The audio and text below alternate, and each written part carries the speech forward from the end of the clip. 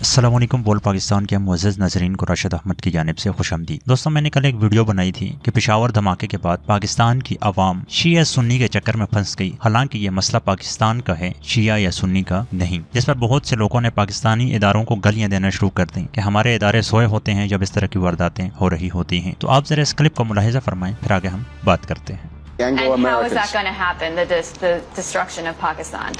The idea is to provoke a civil war. In other words, take the existing civil war inside Afghanistan and massively export it. The U.S. would possibly consider a direct attack on Pakistan, but they can't because Pakistan is too big and it has nuclear weapons. So there's nuclear deterrence. The only way to do it is to take the Pashtun population in Afghanistan and Pakistan, rile them up into an independence movement, do the same thing with the people in Baluchistan, and with that you've carved Afghanistan, you've broken Pakistan into 4 pieces or 3, and you've even started to carve Iran because those Baluchis are a peripheral group of the Iranians. So ये एक clip है, ऐसी आपको मैं दर्जनों किताबें refer कर दूंगा जहां से आपको अंदाजा हो जाएगा कि अमेरिका ने अपने एजेंट और पाकिस्तानी लोग खरीद के रखे हुए हैं जिनका काम यही है कि वो पाकिस्तानी आवाम में नफरत पैदा करने के लिए अपना किरदार अदा करते हैं। क्योंकि पाकिस्तान के पास जोहरी हथियार है, पाकिस्तान पर ये सीधा हमला नहीं कर सकते। इस तरह ये पाकिस्तान को सूबों में तकसीम करेंगे, कौमों में तकसीम करेंगे, मजहब में तकसीम करेंगे और आखिर में ये पाकिस्तान के ऊपर अपना कब्जा बिठा देंगे। कल जब ब्लास्ट हुआ तो हर मुहिब वतन पाकिस्तानी इस गम में था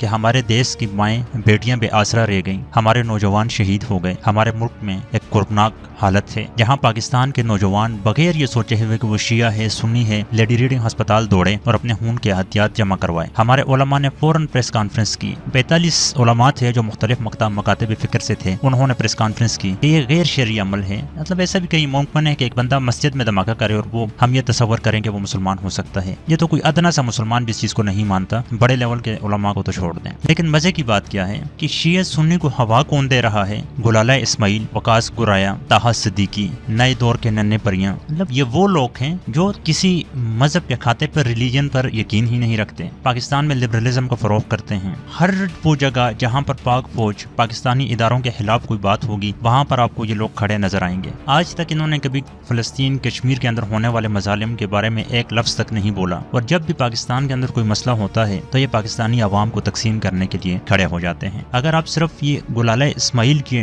ट्विटर के अकाउंट पे चले जाएं तो अभी तक आपको 100 से ज्यादा ऐसे ट्वीट मिलेंगी जिसमें वो ये बार बार कह रही है कि आप लोग शिया का नाम लो, ये शिया को टारगेट किया गया है, शिया को टारगेट किया गया है। अब जिन लोगों ने इसको टारगेट किया उनका तालिबान से दूर दूर तक ताल्लुक नहीं। खुरासान अफगानिस्तान का जो इलाका है वहाँ पर जो दाइश है उसने पिछले महीने में दर्जनों धमाके काबल में किए। ये धमाका ISKP ने किया और बाकायदा उन्होंने एक लफ्ज मेंशन किया क्योंकि ये शिया मस्जिद थी इसलिए हमने इसके ऊपर हमला किया। और ये जानबूझकर ऐसे अल्फाज इस्तेमाल किए गए कि पाकिस्तान में शिया सुन्नी मकातब फिक्र जो हैं उनके दरमियान बोझ की नई बुनियाद रखी जाए। ऐसा बिल्कुल भी नहीं है कि पाकिस्तान में शिया सुन्नी आपस में तसादम नहीं होता या एक दूसरे से लड़ते नहीं। लेकिन ये वाले जो मसाइल होते हैं, जो मसाजिद में इतने बड़े बड़े धमाके होते हैं, ये सवाल नहीं पैदा होता कि पाकिस्तान के शिया किसी मस्जिद में करें या कोई सुन्नी किसी मस्जिद में करें। ऐसे वक्त में पाकिस्तानी मीडिया का यह किरदार होता है कि वो अवाम को हकाइक बताए कि आपको तकसीम करने की कोशिश की जा रही है, क्योंकि वो आपको मार नहीं सकते, वो आपको कमजोर करके मारेंगे। हमारी बदबख्ती ये है, मैं इससे पहले भी इस पर वीडियो बना चुका हूँ, कि हम सऊदीया और ईरान के दरमियान फंस चुके हैं। कुछ लोग ऐसे हैं जिन्होंने सऊदी अरब को अब्बू बनाया हुआ है, कुछ लोग ऐसे हैं उन्होंने ईरान को अब्बू बनाया हुआ है और वो ये भूल गए हैं कि हम पाकिस्तानी हैं। जाएं जरा इराक के अंदर बैठ जाएं आप लोग, आपको अंदाजा हो जाएगा कि वहाँ पर सुन्नी और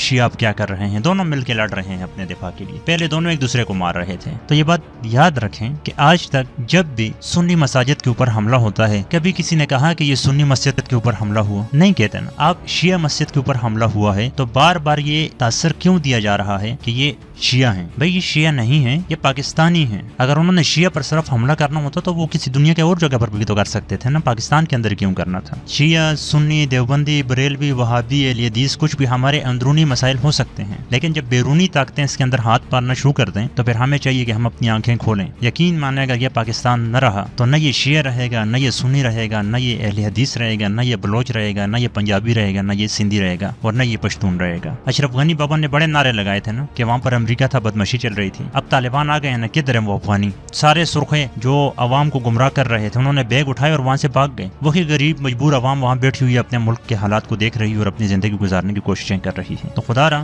جاگ جائیں. یہ وہ لوگ, وہ پاکستانی لوگ جو باہر ملکوں میں جا کر بیٹھے ہوئے ہیں بگوڑے, وہ پاکستانی عوام کے اندر نفرتیں پیدا کر رہے ہیں, اور اسی لیے پیدا کر رہے ہیں کہ ان کا مقصد یہی ہے. کیا یہ کوئی امریکہ کے ہیں جن کو وہاں پر بٹھایا ہوا ہے؟ اسی مقصد کے لیے بٹھایا ہوا ہے کہ انہوں نے پاکستانی عوام کو ابھارنا ہے. انہوں نے روبوٹ تیار کرنے ہیں پاکستان کے اندر, جن کو یہ کہیں گے سٹ, یہ سٹ ہوں گے, بیٹھیں گے, نہیں کہیں گے اسٹینڈ, اور وہ اسٹینڈ ہوں گے. تو یہ یاد رکھیں کہ جب بھی کوئی حملہ ہوتا ہے, ہمارے اپنے لوگ اس کے اندر ہوتے ہیں. جب اپنے لوگ ہوتے ہیں تو ان کو پکڑنا بہت زیادہ مشکل ہو جاتا ہے. ہر ہفتے ہم سنتے ہیں کہ فلانی جگہ پر پاک فوج کے جوان شہید ہو گئے, فلانی جگہ پر پولیس والے شہید ہو گئے, فلانی جگہ پر رینجر والے شہید ہو گئے. یہ کیوں شہید ہوتے ہیں؟ یہ اسی لیے شہید ہوتے ہیں کہ یہ ان چیزوں کو روکتے ہیں, اور جہاں پر یہ روکتے ہیں وہاں پر یہ شہادتیں دیکھ کر ان چیزوں کو روک لیتے ہیں. ہزاروں واقعات میں سے ایک سانحہ ہو جاتا ہے تو ہم اپنے اداروں کو گالیاں دینا شروع کر دیتے ہیں, اور ہم اپنے ملک میں تقسیم پیدا کرنا شروع کر دیتے ہیں. اگر آپ پاکستانی نہیں, پھر آپ شیعہ بن جائیں, آپ دیوبندی بن جائیں, آپ بریلوی بن جائیں, آپ کچھ بھی بن جائیں, آپ کی پہچان کوئی ویلیو نہیں رکھتی. یہ سارا پاکستان کا گلدستہ ہے. اختلافات بھی ہوں گے, سب کچھ ہوگا, لیکن جب تک یہ گلدستہ ہے تو آپ ہیں. جب یہ گلدستہ ٹوٹے گا تو یقین مانیں آپ بکھر جائیں گے. پھر آپ اپنے زخم بھی چاٹتے رہیں گے, اور پھر آپ بھلے نعرے لگاتے رہیں گے, لیکن آپ کے سر پر ہاتھ رکھنے